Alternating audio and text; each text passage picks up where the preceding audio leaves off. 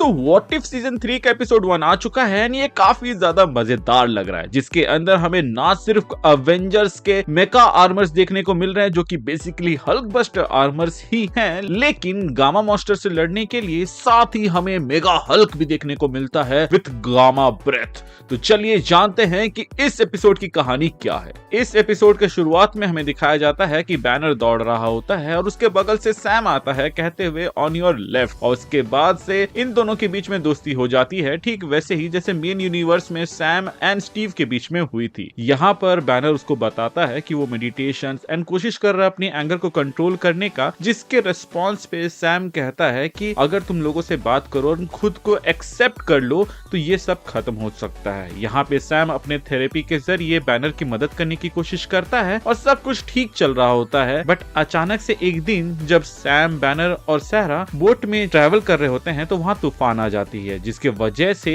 यहाँ पर सहरा को बचाने के चक्कर में बैनर को थोड़ा सा चोट लग जाता है और हल्क बाहर आ जाता है। वहाँ पर सैम उसको शांत करता है और ये देखने के बाद से बैनर ये डिसाइड करता है कि वो अपने अंदर से हल्क को बाहर निकालेगा। वो एक खतरनाक डिवाइस बनाता है जिसके जरिए वो अपने अंदर से गामा एनर्जी को बाहर निकाले, और उसमें ये काफी हद तक कामयाब भी हो जाता है। लेकिन यहाँ पर एक गड़बड़ी हो जाती है। जिस गामा मॉन्स्टर को वो बाहर निकालता है वो एक बड़ा सा रूप ले लेता है एंड उसके बाद तो वो अपनी एक आर्मी बनाकर इन्वेजन शुरू कर देता है, जिसके बाद से टोनी अपनी टीम के साथ मिलकर हल्क बस्टर के काफी सारे आर्मर्स बनाते हैं और इन मेका आर्मर्स की मदद से वो उनका सामना कर रहे होते हैं। हालांकि यहाँ पर ये लोग हार जाते हैं, लेकिन लड़ाई रुकती नहीं है। बाकी हीरोज उनकी लड़ाई को कंटिन्यू रखते हैं एंड फिर वो लोग इन्हें भगाने में कामयाब हो जाते हैं और इसी के साथ ये गामा वॉर खत्म हो जाता है। लेकिन 10 साल बाद अचानक से गामा के रेडिएशंस आने लगते हैं और फिर उसी को इन्वेस्टिगेट करने के लिए ये लोग एक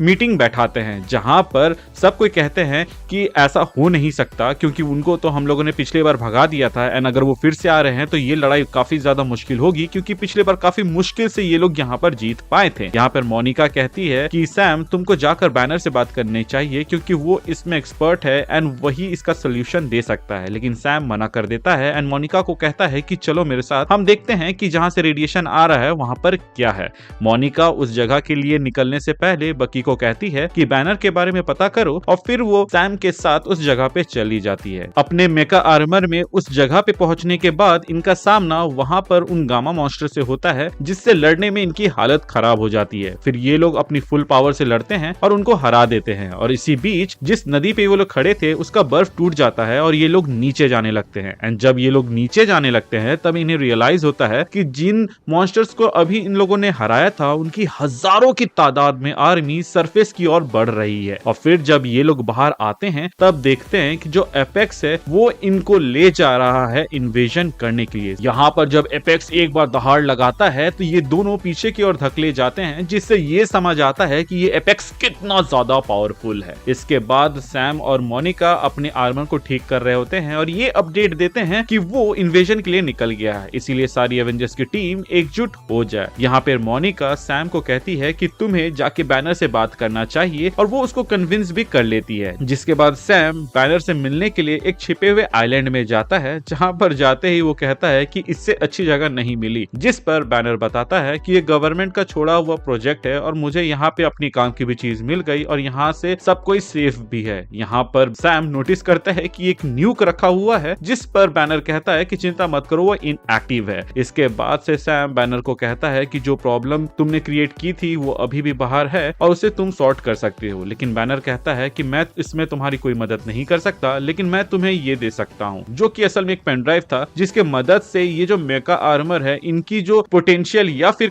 ताकत है वो 1000 गुना बढ़ जाएगी। सैम वहां से जाने से पहले बैनर को कहता है कि मैंने जब भी तुम्हें देखा है वहां पर मुझे कोई मॉन्स्टर नहीं बल्कि अपना दोस्त दिखा है और तुम मुझे जब भी दिखोगे एज अ दोस्त ही दिखोगे। बैनर यहाँ पर खुद को ही एक्सेप्ट नहीं कर पा रहा था, इसीलिए वो कहता है कि वो उनके साथ नहीं जा सकता। इसके बाद से सैम वापस आ जाता है और वो जो कोड था जो कि बैनर ने अभी दिया था सबके साथ शेयर करता है। इसके बाद सारे एवेंजर्स की टीम उस जगह पर पहुंच जाती है जहां पर वो गामा मॉन्स्टर्स हमला करने वाले थे। एंड यहाँ पर ये लोग पहले तो अलग अलग लड़ाई करते हैं, लेकिन सैम के पहुंचते ही सारे मेका आर्मर्स एकजुट होकर एक बहुत ही बड़ा मेगा आर्मर बनाते हैं। इसके बाद बाद ये लोग लड़ाई शुरू करते हैं, जहां पर ये इन गामा मॉन्स्टर से तो आराम से लड़ रहे थे, लेकिन तभी वहां पे एपेक्स मॉन्स्टर आ जाता है और वो इनकी धज्जियां उड़ा देता है। जिसके बाद से तो ये खेल एक तरफा लग ही रहा होता है। तभी मोनिका बताती है कि मुझे आसमान में कोई दिख रहा है, जिस पर सैम कहता है कि हमने जितने भी मेका आर्मर्स थे उनका इस्तेमाल कर लिया है, तो आसमान में कुछ हो ही नहीं सकता।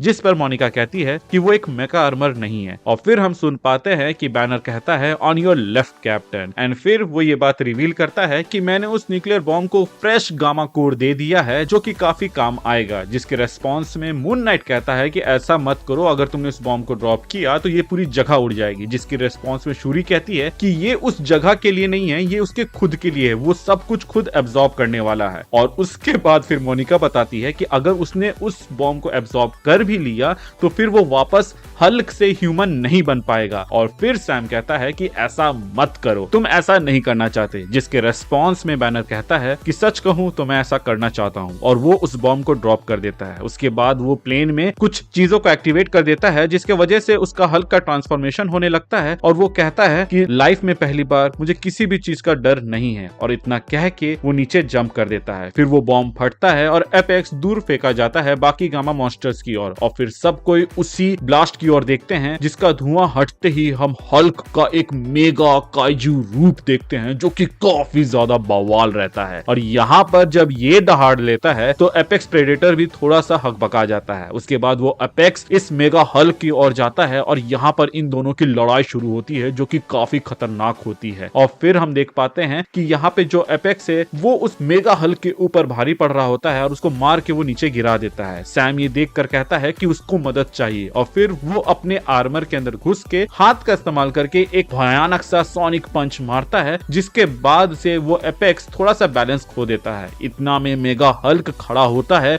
और फिर वो अपनी गामा ब्रेथ को छोड़ देता है, और वो गामा ब्रेथ इतना खतरनाक होता है कि उस एपेक्स को वहीं पे इवेपोरेट कर देता है। और इस इवेपोरेशन को फिर वो एब्जॉर्ब कर लेता है और फिर एक दहाड़ मारता है, इम्प्लाइंग कि अब वो असली बॉस है। जिसके बाद से एवेंजर्स भी थोड़े से चौकन्ने हो जाते हैं, एंड मून नाइट तो गन तक टान देता है उस हल्क की ओर। कि तभी सैम कहता है कि ऐसा मत करो, रुक जाओ। मून नाइट कहता है कि तुम देख भी रहे हो सामने कौन है। सैम कहता है कि वो मेरा दोस्त है एंड मुझे सिर्फ बात करने दो। वो जाता है उस मेगा हल्क के सामने एंड उसकी ओर देखकर उसे कहता है कि मुझे आज भी मेरे सामने कोई मॉन्स्टर नहीं बल्कि मेरा दोस्त दिख रहा है। ये जब मेगा हल्क सुनता है तो उसको अच्छा लगता है और वो फिर सारी आर्मी को अपने साथ ले जाता है उसी आइलैंड में जहां पर वो था। एंड इसी के साथ ये एपिसोड खत्म होता है। और मेरे ख्याल से अब तक के एमसीयू के अंदर में इससे ऊपर अगर कोई हल्क है तो वो जो पिछले सीजन दिखा था वही होगा, वरना ये काफी ज्यादा पावरफुल हल्क दिखा है हम लोगों को एमसीयू के अंदर में। एंड आई रियली होप कि ऐसा ही कुछ हमें लाइव एक्शन में देखने को मिल जाए तो काफी ज्यादा मजा आ जाएगा। आपका क्या कहना है इसके ऊपर हमें कमेंट सेक्शन में जरूर बताइएगा। मिलते हैं अगले एपिसोड में नए कहानी के साथ। एंड अगर आप उसको मिस नहीं करना चाहते हैं तो चैनल को सब्सक्राइब कर दीजिएगा और अपनी राय कमेंट सेक्शन में जरूर बताइएगा। Thank you for watching this video. Stay tuned.